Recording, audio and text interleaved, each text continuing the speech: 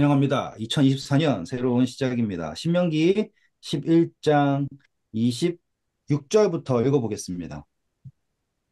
내가 오늘 복과 저주를 너희 앞에 두나니 너희가 만일 내가 오늘 너희에게 명령하는 너희의 하나님 여호와의 명령을 들으면 복이 될 것이요 너희가 만일 내가 오늘 너희에게 명령하는 도에서 돌이켜 떠나 너희의 하나님 여호와의 명령을 듣지 아니하고 본래 알지 못하던 다른 신들을 따르면 저주를 받으리라. 감사합니다. 지금 우리는 복과 저주를 이해하고 가야 됩니다. 복과 저주라고 하는 것이 누가 주시는 것인가라고 생각하면은 다들 생각할 때 이제 하나님이 복도 주고 저주도 주고라고 하는 생각을 갖는 분들이 대부분입니다. 그렇죠? 그런데 이 복과 저주는 그러한 개념이 아닙니다. 왜냐하면 복이라는 것 자체가 뭐였어요? 생명이었죠. 네. 네. 음, 그러니까는 이게 막 저주 이런 개념이 아닌 거예요, 전혀. 하나님께서는 생명을 얻는 길을 우리에게 이미 제시하셨어요. 음, 당연히 생명을 얻는 길은 누구의 말씀을 따르는 거겠습니까? 이거 당연한 거예요. 하나님의 말씀을 따르는 게 생명을 얻는 길이에요. 이거는 당연한 거죠. 그러니까 잘하면 복 받고 못하면 벌 받는다가 아니에요. 하나님의 길을 따라가면 생명의 길, 복으로 가는 것이고, 하나님을 떠나면 자연스럽게 생명으로부터 멀어지는 거예요. 이 세상에서 승승장구해도 그건 저주인 거죠. 예수님이 뭐라 그랬어요? 부자가 하늘나라 가는 것이 어렵다라고 했잖아요. 부자가 저주받아가지고 하늘나라 가는 게 어려운 게 아니죠. 이해하셨으리라 믿습니다. 한 번 더, 복이라는 것은 생명을 얻는 길을 말하는 겁니다.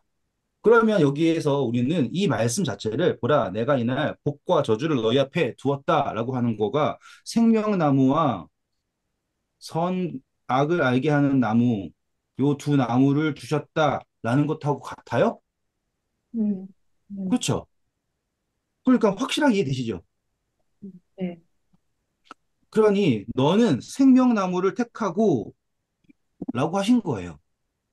거기에는 생명이 있다. 하나님의 말씀에는 복이 있다. 맞는 말이잖아요. 똑같은 이야기.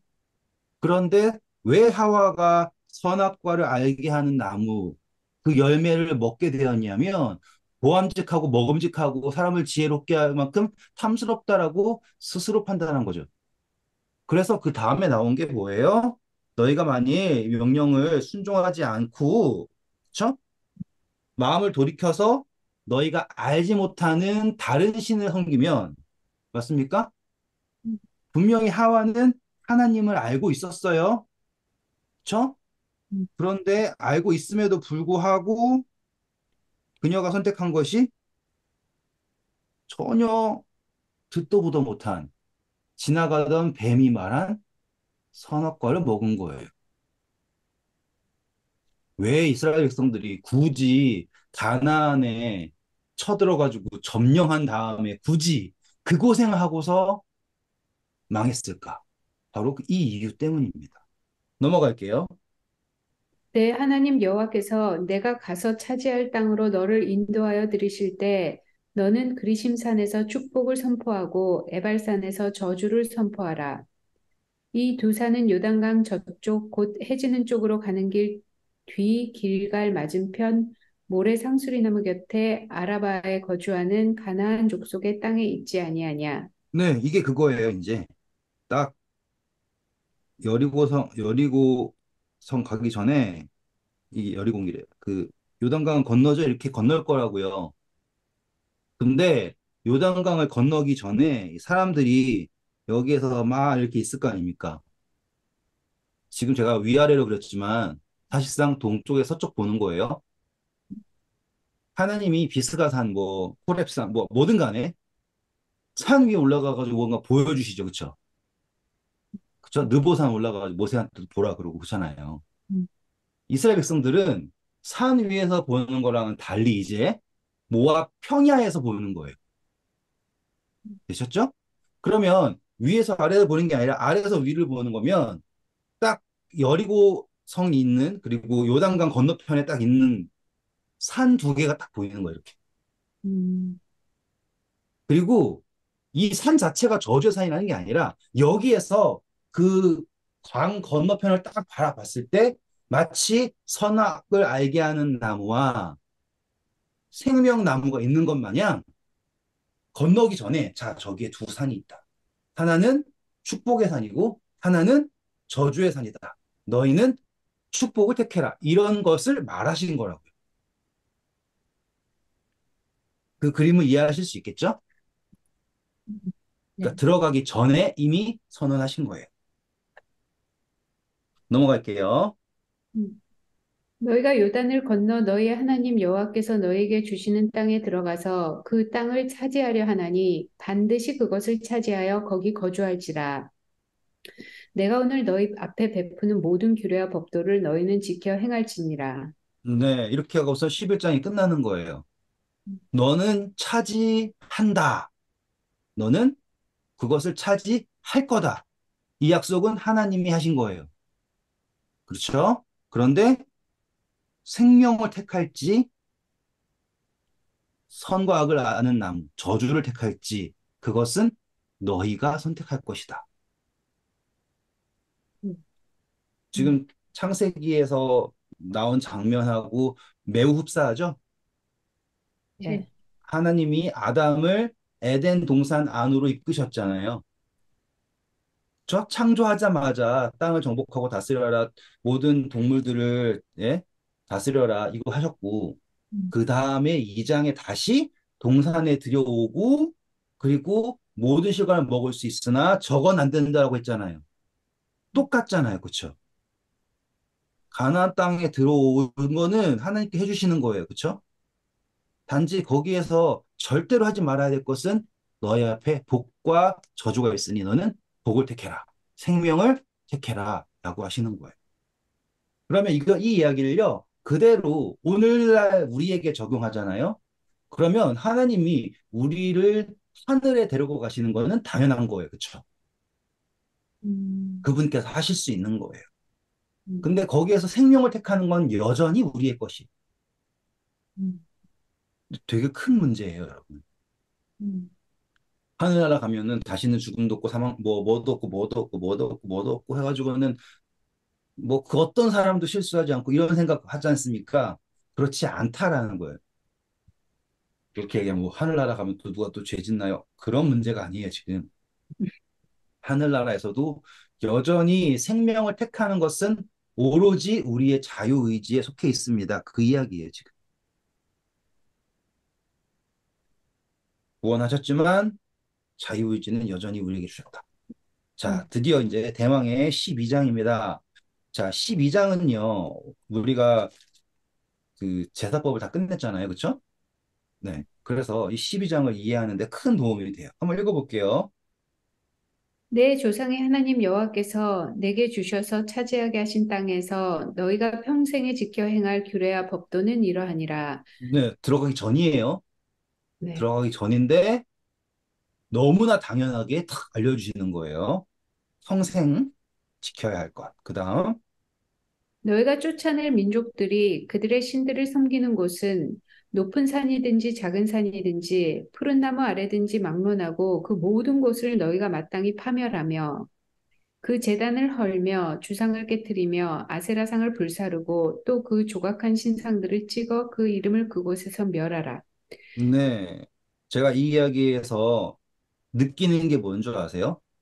우리가 항상 우리 죄 지으면 누구 때문이라 그래요? 사단. 네, 사단 때문이라 그러죠. 사단이 어디 있던 존재예요? 하늘에 있던 존재죠. 음, 그렇죠? 근데 이 땅으로 왔죠. 음, 땅으로 와가지고는 인류를 망가뜨렸어요. 음, 그런데 예수님께서는 하늘에 계시다가 땅으로 오셔서 인류를 구원하십니다. 그렇죠? 음, 네. 그리고서는 목적하시는 게 어떠냐면 다시 이렇게 하늘로 데리고 올라가시는 거죠. 음, 네. 근데 사단이 하늘에 있다 쫓겨난 이유가 하나님 예수 그리스도를 대적해서 쫓겨난 거지 않습니까? 음. 근데 보시면 가나안 땅 사람들은 신을 섬겨요, 안 섬겨요?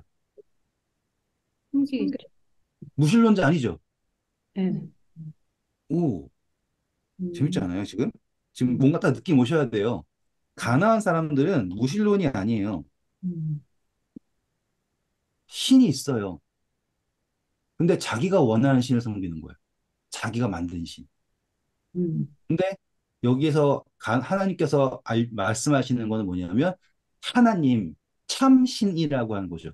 그러니까는 지금 하늘에도요, 하나님이라고 하는 신이 있는가 없는가에 대한 질문은 없는 거예요. 가나안에도 없었던 것처럼. 음, 이게 딱 열리시지 않습니까? 우리가 사단 역시도 하나님을 두려워하고 하나님을 믿고 있다라는 걸 인지를 해야 돼요. 사단이 대적하는 것은 바로 하나님의 아들이신 예수 그리스도예요. 그렇죠? 우리 다 알잖아요. 그러면 여기에서 우리가 볼 것은 예수님이 이 땅에 오셔서 우리를 구원하시고 다시 하늘에 데리고 올라가셨을 때 요구하시는 것이 무엇일까라고 하잖아요. 그러면 바로 사단이 하늘에서 어지럽혀 놓은 예배에 관한 이제 신이 누구인가 이제 예배와 경배 둘 다 적을게요. 예배, 경배 이것에 대한 정결을 하나님이 이스라엘 백성들로 하여금 가나안을 정복하게 함으로써 이루려고 하시는 거잖아요. 이 장면 그려지실 수 있겠죠?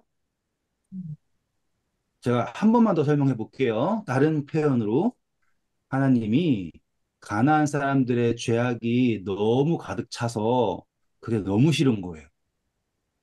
그러면 하나님이 약 하면은 싹 정리될 수 있어요.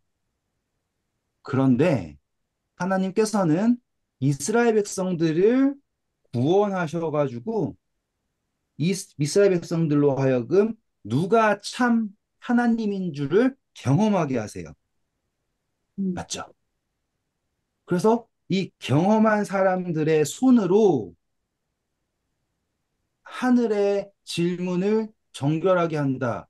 이렇게 하시면 성경 이야기가 맞아떨어지는 거예요. 이게 왜 중요할까요? 왜냐하면 우리가 왜 하늘나라에 가야 되는지를 설명해 주는 유일한 근거가 여기에서 나오기 때문이에요. 하나님은 우리를 그냥 아무 필요도 없는데 구원해가지고 하늘나라에서 노복지, 예? 요양원처럼 무궁무궁 살게 하려고 하늘나라 데리고 가는 것이 아니라 하나님은 우리를 통하여서 꼭 이루셔야 할 목표가 있으신 거죠. 그래서 굳이 하늘 보좌를 버리고 이 땅에 오셔서 우리를 위하여 십자가에 달려 돌아가시고 우리에게 제일 먼저 참 하나님이 누구인가를 보이시는 거죠. 게다가 우리에게 그분의 형상까지 주셨다라면 모든 것이 완벽하죠. 자, 그래서 하나님께서 모세를 통하여서 이스라엘 백성들에게 제일 첫 번째로 요구한 것이 무엇이냐면 너희가 가면 산들마다 있는 신을 섬기는 것을 싹 다 없애라 해요. 재밌죠? 넘어갈게요.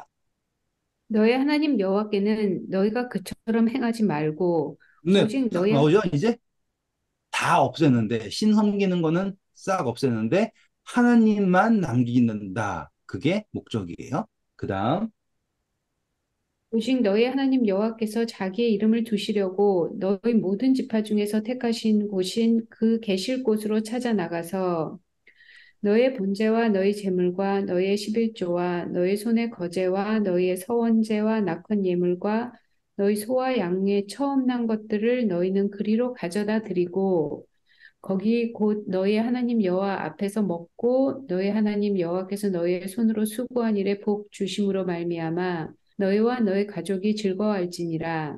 네, 감사합니다. 자, 여기에서 정리돼야 될 거는 매우 매우 매우 간명합니다. 가나안에는 수많은 제단들 그리고 예배 장소들이 있었어요. 근데 하나님이 원하시는 거는 그거를 전부 다 지워버리고 이렇게 오직 한 곳 정하실 곳이죠. 그게 바로 우리는 성소라고 알게 되었고 그 성소는 우리가 제사법 열심히 공부한 것처럼 바로 누구세요? 예수님. 그래서 모든 예배는 오로지 이곳에서만 이루어지는 거예요. 음, 오로지 예수 그리스도를 통하여서만 하나님을 경배할 수 있습니다. 이 이야기가 되는 거죠. 음. 한 곳 정하실 곳이다. 그렇죠? 그 다음이에요. 우리가 오늘 여기서는 각기 소견대로 하였거니와 너희가 거기서는 그렇게 하지 말지니라. 너희가 너희 하나님 여호와께서 주시는 안식과 기업에 아직은 이르지 못하였거니와 너희가 요단을 건너 너희 하나님 여호와께서 너희에게 기업으로 주시는 땅에 거주하게 될 때, 또는 여호와께서 너희에게 너희 주의 모든 대적을 이기게 하시고 너희에게 안식을 주사 너희를 평안히 거주하게 하실 때, 너희는 너희 하나님 여호와께서 자기 이름을 두시려고 택하신 그곳으로 내가 명령하는 것을 모두 가지고 갈지니 곧 너희의 번제와 너희의 희생과 너희의 십일조와 너희 손의 거제와 너희가 여호와께서 원하시는 모든 아름다운 서원물을 가져가고 너희와 너희의 자녀와 노비와 함께 너희의 하나님 여호와 앞에서 즐거워할 것이요 내 성중에 있는 레위인과도 그리할지니 레위인은 너희 중에 분깃이나 기업이 없음이니라. 감사합니다. 지금 같은 말 계속 반복이에요. 택하실 곳에서 기뻐해야 되는데, 택하실 곳에서 예배해야 되고, 이제 막 얘기하는데, 이제 한 가지 더해진 게 이제 레위인 하나예요. 네. 그리고 제가 전 시간에 말씀드렸죠. 너무 오래전이지만. 이스라엘 백성들이 잘 하고 있냐, 못 하고 있냐는 레위인이 굶어 죽냐, 그렇지 않느냐로 알 수 있습니다라고 했던 거 기억나시죠? 그리고 여기에서 우리가 한 가지 이제 이해하시고 넘어가야 될 게 계속 너희 중에 택한다라고 계속 하고 계세요. 그렇죠? 네. 그리고 13절, 14절 보시면 아직 어떠한 지파를 택할 것이다라는 것을 명기하지 않고 계시죠. 그렇죠? 음, 한 지파를 택할 것이다. 라고 이야기하고 계세요. 음, 이거는 왜 그럴까 생각해 보면 하나님이 정말로 사랑이신 거예요. 만약에 한 지파 탁 택해버리면 나머지 11지파가 말 들을까요? 아마 안 들었을 거예요. 그쵸? 네. 뭔데 저 지파 택하냐 그랬을 거예요. 음, 자, 아무튼 하나님께서 이제 택하실 것이다, 택하실 것이다, 택하실 것이다 계속 얘기하고 있어요. 그런데요, 이제 15절은 그럼에도 불구하고 안 될 경우에요. 그러면 어떻게 하라고 하냐면 뭘로 음. 바꾸라 그래요? 이거 뭐 15절. 그러나 내 하나님 여호와께서 내게 주신 복을 따라 각 성에서 내 마음에 원하는 대로 가축을 잡아 그 고기를 먹을 수 있나니 곧 정한 자나 부정한 자를 막론하고 노루나 사슴을 먹는 것 같이 먹으려니와 오직 그 피는 먹지 말고 물같이 땅에 쏟을 것이며 자, 너는 이제 택한 곳은 있는데 거기서만 모든 게 다 가능한 것이 아니다라고 하는 여지도 허락해 주시는 거예요. 그렇죠? 단지 다른 건 뭐예요? 이 경배 드리는 예배는 무조건 한 곳에 와야 된다라고 하는 거고요. 쭉 네, 넘어갈게요. 11조 서원 헌물 다 공부했죠? 17절에 나온 거. 18절에 보시면 또 누구와 함께 기뻐하라고 강조되고 있어요? 네, 레위인 강조하고 있죠. 그렇죠? 네. 그러니까는 레위인들은 항상 관계 속에서 살고 있는 사람이에요. 이 관계 속에서 살고 있는 사람들이에요. 레위인들은. 네. 그래서 19절. 너는 삼가 내 땅에 거주하는 동안에 레위인을 저버리지 말지니라. 네. 그게 하나님께서 하시고 싶은 말인 거예요. 레위인을 저버리면 안 된다. 별것 아닌 것 같지만 정말 어려운 것이었던 겁니다. 사사시대 때 제일 먼저 실패했죠, 이게. 자, 그리고 강조점은 뭐냐면 여기에서 16절 보면 피 먹지 말라 나오죠. 그렇죠?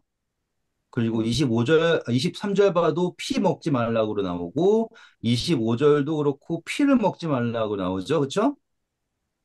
네. 계속 피를 먹지 말라는 강조를 하십니다. 이 피를 먹지 말라라고 하는 강조는 하나님이 의도를 가지고 하신 거예요, 이거는. 몇 번 강조했어요. 계속 계속 강조하잖아요. 그렇죠? 한 네. 번 말해도 안 될 만큼 이 피를 먹고자 하는 욕구가 있나 봐요. 음, 이 욕구를 제가 뭐라고 설명하냐면 사람들이 피에 생명이 있다라는 거는 다 인지한 거예요. 그렇죠?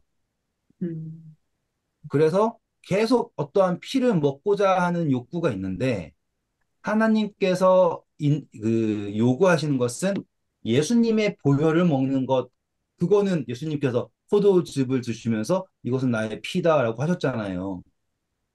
그러니까 이 피를 먹는 것이 뭐 선짓국 먹으면은 지옥 가요 그런 개념이 아니라 아시겠죠? 그 생명에 대하여서 내가 하나 되고 뭐 이러한 의미가 들어갈 수 있기 때문에 하지 말라고 하는 거예요. 음, 같은 예로 뭐 문신하면 안 돼요. 이런 것들 있죠. 문신한다고 해서 하늘나라 못 가는 거 아니에요. 그게 죄인 것도 아니고요. 근데 하지만 그것이 나타내는 게 하나님을 섬기는 게 아니었다는 거예요.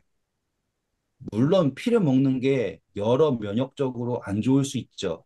하지만 그거 이전에 여기에서 요구는 그 피라고 하는 것을 어떠한 능력을 얻게 되는 뭐 그런 이런 식으로 막 사자의 피를 마시고 이런 식으로 하는 것 자체를 미연에 방지하신다라고 생각하시면 될 거예요. 음. 생명과처럼 이제 그런 거. 네, 생명처럼 생각하기 때문입니다. 네. 자, 26절 한 번만 더 26절만 읽어볼까요?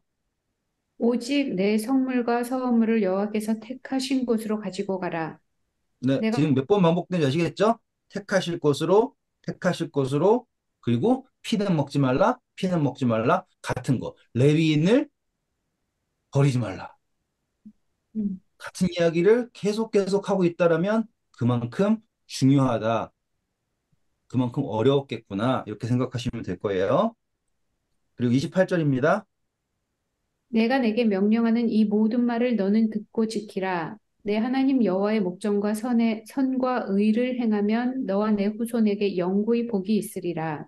네, 자, 여기서 복이 있다라는 건 아까 제일 처음 시작했던 거 그거예요. 이 복은 하나님의 뜻을 따를 때 주어지는 것이에요. 자, 이제 29절부터 32절까지 할 때요. 제가 한 가지 개념을 설명해 드리고 하도록 할게요. 음, 읽고 시작해야겠습니다. 29절 읽어보세요. 내 하나님 여호와께서 내가 들어와서 쫓아낼 그 민족들을 내 앞에서 멸절하시고 내가 그 땅을 차지하여 거기에 거주하게 하실 때 너는 스스로 삼가 내 앞에서 멸망한 그들의 자취를 밟아 올무에 걸리지 말라. 또 그들의 신을 탐구하여 이르기를 이 민족들은 그 신들을 어떻게 섬겼고 나도 그와 같이 하겠다 하지 말라. 네, 이거 도저히 이해 안 가죠. 왜 그렇게 할 이유가 있을까요? 분명히 자기가 다 멸망시켰고, 어디를 봐도 그 신들이 그들을 구원하지 못했잖아요. 근데 이 사람들은 왜 가나안의 신들을 열정적으로 섬겼을까요? 이제 이 이야기를 설명해 하려고 하는 거예요. 한번 생각해 보세요. 왜 그럴까요? 사람은 다 그런 것 같은데요. 사람은 다 그런 것 같아서. 자기가 아무리 좋은 거 가졌어도 또 남이 가진 거 보면 또 좋아 보이고. 남이 가진 게 좋아 보여서. 사람들이 두려워서. 사람들이 두려워서 내가 다 노예 만들었는데도 아, 노예 안 만들어서. 남겨놨어. 예, 제가 이거 하려고 좀 삥 돌아서 돌아올게요. 그러면 저번에 제가 그 다른 영어 하는 여기에 사람들이랑 공부한 내용 중에 하나가 있어요. 그거 하나 설명해 드리면 이해가 잘 되실 거예요. 이 본질이라는 게 있어요. 그러니까 모든 개념에는 본질이 있어요. 그 본질이라고 하는 거는 절대로 변할 수 없는 근본적인 성질을 본질이라고 합니다. 그러니까는 본질은 변할 수 없고 본질이 바뀌면 그 존재 자체가 바뀌는 거다라고 생각하면 돼요. 그렇죠? 그런데 이제 이 본질이 어떠한 개념에서 멈추지 않고 어떠한 형태 뭐지? 물질이 되잖아요. 물질 대상이 되잖아요. 대상이 되면 그 본질에서부터 본성이 나와요. 이 이야기는 이제 물로 예를 들어볼게요. 물. 물의 본질은 이제 우리 화학 시간에 한 번씩 들어보셨어요. H2O 이렇게. 물의 본질은 이런 식으로 가는 거예요. 왜냐하면은 물을 이루는 것은 수소 두 개랑 산소 하나가 탁 이렇게 있고 이런 식으로. 그러니까 이게 달라지면은 더 이상 물이 아니에요. 그런데 이 물이라고 하는 것은 본성이 있는데요. 이것은 물이 가지고 있는 특징이에요. 물 자체만이 가지고 있는 거예요. 그리고 이거는 다른 것이 가지고 있지 않아요. 뭐 비슷할 수 있지만 이건 오로지 물만이 가질 수 있는 어떠한 본성이 있어요. 이해하셨죠? 그러면 이 본성이 나타난다라고 하는 거는 본질은 안에 있는 거고요. 본성은 나타나는 거예요. 됐습니까? 그러니까는 본질이 있어서 이 대상이 나타났고요. 본질이 대상에 투영됐을 때 본성이 나타납니다. 이런 식으로 생각하면 돼요. 그 다음에 이 본성이 있잖아요. 근데 이 본성은 완전히 다 나타나는 게 아니라 본성이 있는데 그 중에서 상대방에게 관찰되는 게 있어요. 관찰될 때. 그러니까 우리는 물의 본성을 예를 들어서 물은 기체도 되고 얼음도 되고 그리고 물로도 있고 이렇게 여러 가지가 될 수 있는 게 본성이거든요, 지금. 또는 뭐 누구가 그러니까 마셔졌을 때 뭐 삼투압 작용도 생길 수 있고 이런 식으로 막, 네? 모세관 현상도 있고 이런 게 본성이에요. 그런데 그 본성들 중에 관찰하는 사람에게 나타나는 거, 다시 또 나타나는 거죠, 이렇게. 나타나는 게 그걸 우리는 뭐라고 하냐면 현상이라고 그래요. 음, 어렵지 않아요. 그냥 들으시면 이해돼요. 그러니까는 본질이 있으면 본질을 통해서 존재가 나타나고요. 그 존재는 본질에 근거해서 본성을 보이고요. 그리고 그 본성 중에 누군가에게 관찰되는 거를 우리는 현상이라고 해요. 그렇죠? 여기다 하나가 더. 그런데 누가 물에다가 물감을 타요. 그러면은 색깔이 달라지죠. 음, 그거는 본질과 관계가 있어요, 없어요? 없어요. 없죠. 본성과도 관계가 없죠.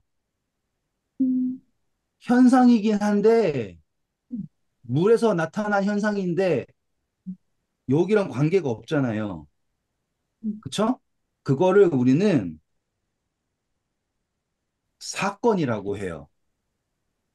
사건 아니면 사고. 그러니까는 이 사건은 물의 잘못은 하나도 없어요. 그냥 거기에 색깔이 있는 거예요. 혹은 뭐 먼지가 떨어진 거예요. 이해하실 수 있겠죠? 그러니까 물의 본질과는 전혀 관계가 없는 거예요. 그런데 사람들은 이 현상하고요, 이 사건을 잘 구별할 수 있을까요? 없을까요? 없어요.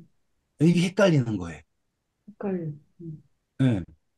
왜냐하면 이 사건, 관찰자의 입장에서는 본성을 다 이해할 수도 없고, 본질도 다 이해할 수 없잖아요. 관찰자 입장에서는 제일 두드러지게 보이는 거는 현상도 아니고요. 사건일 뿐이거든요. 왜냐하면 내가 당장 느끼는 거니까. 쪼개볼게요, 이제. 이제 이거를요, 하나님으로 만들 거예요, 하나님. 자, 여기가 하나님이에요. 하나님. 하나님의 본질은 무엇일까요? 알 수 있어요, 없어요? 몰라요.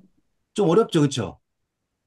음, 그런데 우리에게는 하나님의 본성이 나타나 있어요, 이렇게. 음, 그 나타난 게 바로 성경이에요, 그쵸? 우리가 바라보는, 우리가 하나님에 대하여서 알 수 있는 것은 그 본성이 기록된, 나타낸 성경 말씀을 통해서 추측할 수 있죠. 음, 그런데 만약에 우리 성경을 못 보잖아요. 그러면 우리는 천연계라는 그러한 것 속에서, 현상 속에서 바라볼 수는 있어요. 근데 그 현상 속에서 하나님의 본성을 다 보기는 어려워요. 그러니까 우리가 성경이 있는 거죠. 음, 맞죠? 그러니까 성경에서는 하나님께서는 의도를 가지고 그분의 어떠함을 쫙 드러내셨어요. 얼마나 좋아요. 그런데 제가 말씀드렸듯이 이 본성이라고 하는 거는, 그러니까 영어로는 얘는 에센스고요, 본성은 네이처고요, 현상은 이벤트고요, 사건은 액시던트예요. 이렇게 하시는 거예요. 그러면 본성은 여기 본질과 관련이 있다 그랬죠? 절대로 본성은 제 멋대로 아니에요. 본질에서 비롯된 것이 본성이에요. 머리가 쥐어짤 것 같지만 참아보세요. 이해돼요, 곧바로. 그러면 하나님은 어떻다라고 하는 게 성경에 많이 나오죠. 하나님은 어떤 분이라고 하는 게 가장 유명해요. 하나님은 사랑이시다 그러죠. 음, 그럼 여기다가 사랑을 적어요. 그쵸? 그러면 사랑의 본질은 무엇일까라고 하면은 그것이 하나님의 본질과 연결될 수 있겠다. 이런 식으로 우리는 이렇게 추론이 가능하게 된 거예요. 이해하셨습니까? 쫙 잘라서요. 그런데 재밌게도요. 사랑의 본질은 뭔지 아세요? 관계예요, 관계. 음, 뭐 조건 없고 이런 거 다 필요 없고요. 사랑이 성립되기 위해서 가장 기본적으로 필요한 것은 본질은 바로 관계거든요.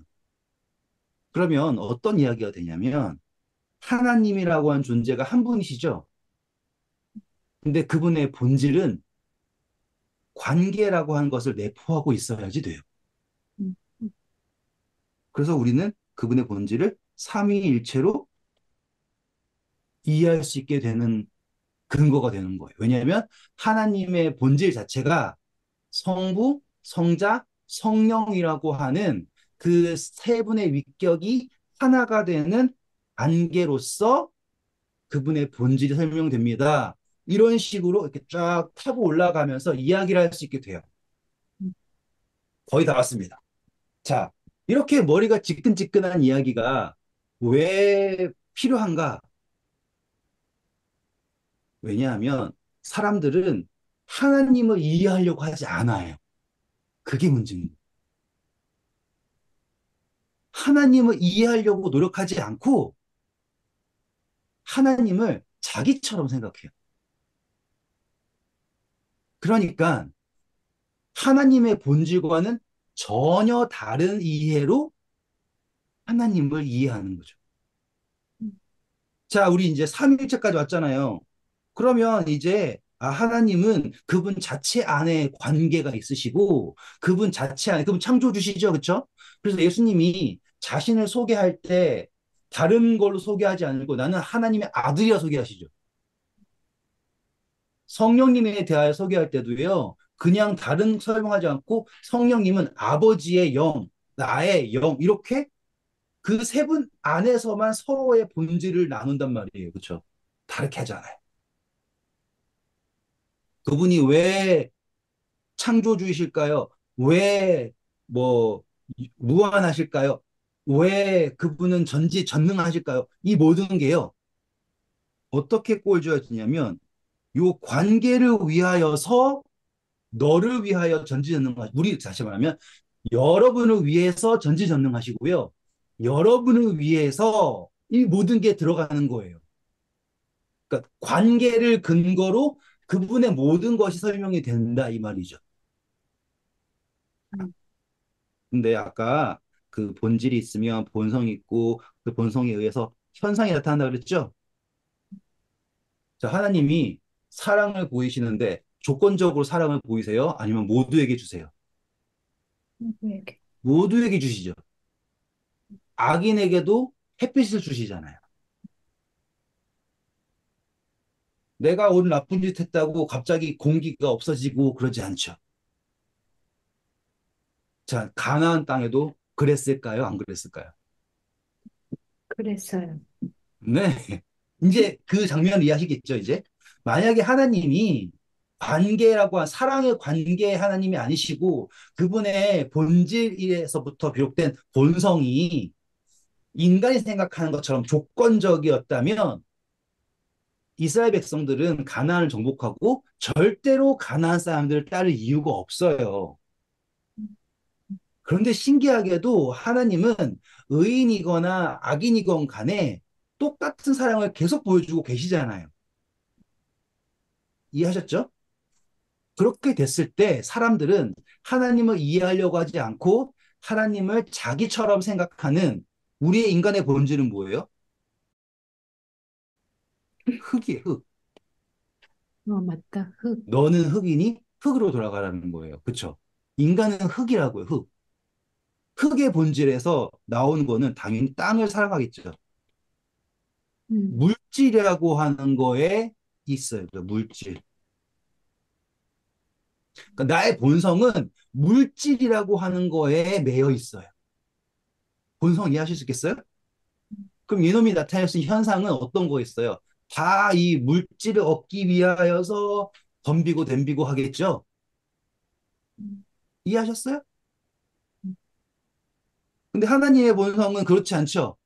절대로 그런 게 없잖아요. 그래서 하나님이 나타나는 현상은 모두에게 공평하게 나타나고 모두에게 사랑하고 막 그러는데 거기에서 인간들이 자유의지를 가지고서는 있는 인간들이 이 사건을 만드는 거예요, 사건을. 그리고 하나님은 다 사랑하고 계시는데 이 인간들이 서로 사랑하라 그랬는데 한 명이 삐뚤어져요. 그러면 누가 이득을 볼까요? 사랑하고 있던 사람이 이득 볼까요? 배반한 놈이 이득 볼까요?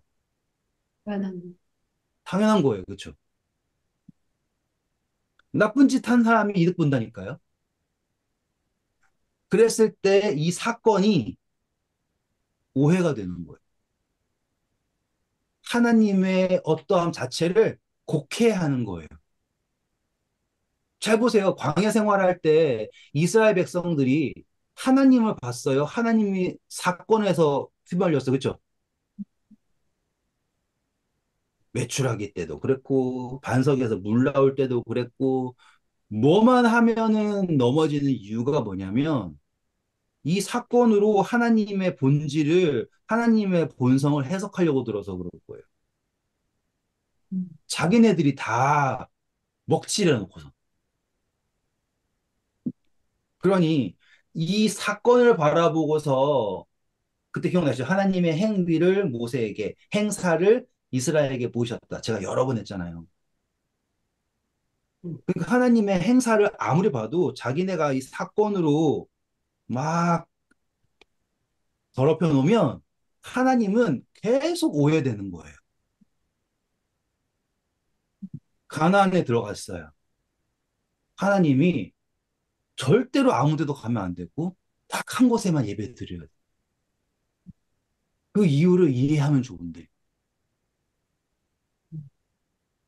나중에 보시면 에브라임이랑 베냐민이랑 막 설쳐요. 막 얼마나 설치는 줄 몰라요. 왜 에브라임은 제일 설치죠. 너 왜 전쟁하라고 하는데 기드원한테 우리는 안 데리고 가가지고 우리는 전쟁 정작 싸울 땐 숨어 있다가 다 이기고 나니까는 뛰쳐나와가지고 막 그러는 거 보면 진짜로 한심해도 그런 한심한 인간들이 없어요. 그게 우리예요. 왜냐하면 우리는 계속 사건을 통해서 하나님을 판단하고 그렇게 이해를 하니까. 그러니 얼마나 질투가 나겠어. 땅 정복하라고 했는데 제비를 뽑았는데 그게 여호수아 이야기예요. 그쵸? 가서 공부할 거지만. 제비 뽑았을 때 감사합니다 한 사람 몇 명 있었을까요? 없다니까요. 아니 생각해 보세요. 아브라함이랑 롯이랑 할 때 아브라함이 기다려줘서 롯이 만족하고 소돔과 고모라 택하고 간 거지만 아브라함의 입장에서 그, 그 땅은 정말 척박한 땅이었어요. 아브라함은 절대로 마무리 상수리에 나면 거기가 막 엄청나게 좋아서 약속의 땅이다, 아름다운 땅이다 이러지 않았다니까요. 거기는 척박한 땅이에요. 근데 하나님께서 가나안이 젖과 꿀이 흐르는 땅이다라고 얘기한 거는 정말로 그래서 락인 뭐 그럴 수도 있겠지만 중요한 건 하나님의 돌보심을 근거로 그런 땅이잖아요. 근데 사람들이 제비 뽑아가지고 너네 이쪽 단지파는 저쪽 이랬을 때 사람들 뭐 뻔해요. 어땠을지 뻔하다고요. 그러니 하나님의 언약이 있는 땅에 들어갔어도 그 언약이 다 이 사건으로 얼룩지는 겁니다. 그러면 하나님 어떤 하나님? 쟤만 사랑하는 하나님. 믿고 싶어요? 쟤한테만 좋은 땅 주고, 쟤한테는 그렇게 하고, 나한테는 단에서부터 예루살렘까지 재물 가지고 맨날 번거롭게 내려와야 되고, 밥벌어지게 레위인들은 우리한테는 더 많이 줘가지고, 왜 우리가, 딱 정확하게 나눠가지고 해줘야 되는데, 우리한테 100명 더 해가지고, 더 힘들게 하고, 이런 식이 된단 말이에요. 이해하실 수 있겠어요? 하나님을 이해하지 못하고 하나님하고 동행하지 않는 인간들은 하나님을 떠나고 싶을 수밖에 없어요. 알곡과 가라지는요, 저절로, 양과 염소는요, 저절로 갈라섭니다. 하나님은 그건 아시는 거예요. 긴 이야기였지만 재밌죠? 그래서 인간의 본성은, 본질은 흙이에요. 그래서 여기에 땅에 얽매이는 거예요. 그래서 축복도 땅으로 바라고요. 맹세도 땅으로 하고요. 아시겠죠? 그게 현상이 그렇게 나는 거예요. 근데 현상은 본질과 연결되는 거잖아요. 본성과. 근데 사건은 그렇지 않죠. 관계가 없는 그냥 사건이 일어나는 것 뿐이에요. 좀만 더 가서. 그럼 하나님이요, 사람을 아무리 고쳐 쓰려고 해도 너는 흑인이 흑이니까 돼요, 안 돼요? 안 돼요. 절대 안 되겠죠. 그래서 우리가 침례를 받는 거예요. 음, 침례가 뭐예요? 다시 태어나는 거죠. 다시 음, 태어나는 건요, 본질을 바꾸는 거예요. 음, 본질 자체를 하나님의 아들, 흑의 자식이 아니라 영적인 영의 아들로 바꾸는 거예요. 그게 고린도전서 15장. 우리 공부했죠? 우리의 썩을 몸을 버리고 영의 몸을 받게 되는 거. 그게 거듭남이에요. 음. 그러니까 본질을 바꾸는 게 하나님의 계획인 거예요. 본질이 그대로인데 본성 바꿀 수 있어요? 불가능하죠. 왜냐하면 본성은 본질에서부터 비롯된 거니까. 그래서 하나님은 본질 자체를 바꿔주세요. 그래서 누구든지 그리스도 안에 있으면 새로운 피조물이라. 이전 것들은 지나갔으니 보라 새 것이 되었다. 이 이야기인 거예요. 그러니 이제 우리의 본질은 이제 거듭났으니까 땅이 아니라 하늘의 것이 되겠죠. 영적인 것이 되겠잖아요. 그래서 우리의 시민권은 하늘에 있다. 이런 식으로 연결이 되겠죠. 그러면 자연스럽게 의를 행해야지 의인이 되는 게 아니잖아요. 의인이 하는 행위가 의가 되었잖아요. 왜요? 그게 현상이니까. 그게 나타나는 거예요, 그냥. 하나님의 아들들이 나타나는 거예요. 근데 대신 우리가 아무리 침례받고 본질이 바뀌었다고 해도 우리의 삶 속에서 죄가 드러나죠? 발이 더러워진다고요. 그게 사건이에요. 그래서 한 번 몸을 씻은 사람은 다시 씻을 필요가 없다. 발만 씻으면 된다라고 하는 게 이 이야기를 하시는 거예요. 이거는 본질과는 관계가 없는 거예요. 사단이 아무리 제 발 더러우니까는 쟤는 안 돼, 이게 안 된다고요. 발이 더러워지는 거는 사건이에요. 음, 근데 발 씻어주는 것도 누가 씻어주세요? 예수님이 씻어주시죠? 서로 씻을 수 있잖아요. 왜요? 그게 가능한 이유는 뭐예요? 본질이 달라졌거든요. 음, 막 복잡한 이야기가 쫙 연결되니까 너무 좋지 않아요? 네. 이스라엘 백성들이 가나안에서 멸망한 이유가 그들의 본질이 하느님의 백성으로 거듭나지 못했기 때문이에요. 음, 땅을 정복해도 의미가 없는 거라니까요. 그러니까 우리가 하늘나라 가도 우리의 본질이 바뀌지 않으면 와, 음, 크죠. 지금 내가 하늘나라에 가냐 안 가냐의 문제가 아니라 나의 본질이 바뀌냐예요. 내가 어떠한 현상으로 막 잘난 척 하냐, 뭘 하냐, 뭐 전도를 뭐 어떻게 하냐, 그게 중요한 게 아닌 거예요. 내가 막 기도 열심히 하면서 제 이 본성을 바꿔주세요. 아, 안 돼요. 본질이 문제인데. 음, 지금 우리 대부분의 그리스도인들의 수준은 어디에 머물러 있는 줄 아세요? 여기에 머물러 있어요. 음, 이거 가지고 잘났네, 못났네, 그 정도 하는 거. 조금 깬 사람은 요 정도 가 있는 것 뿐이고요. 그리고선 여기에서 있으면서 우리의 본성을 하나님이 어떻게 뭐 그거 고민하는 거 해봤자 의미가 없는 시작점이 다른 거죠.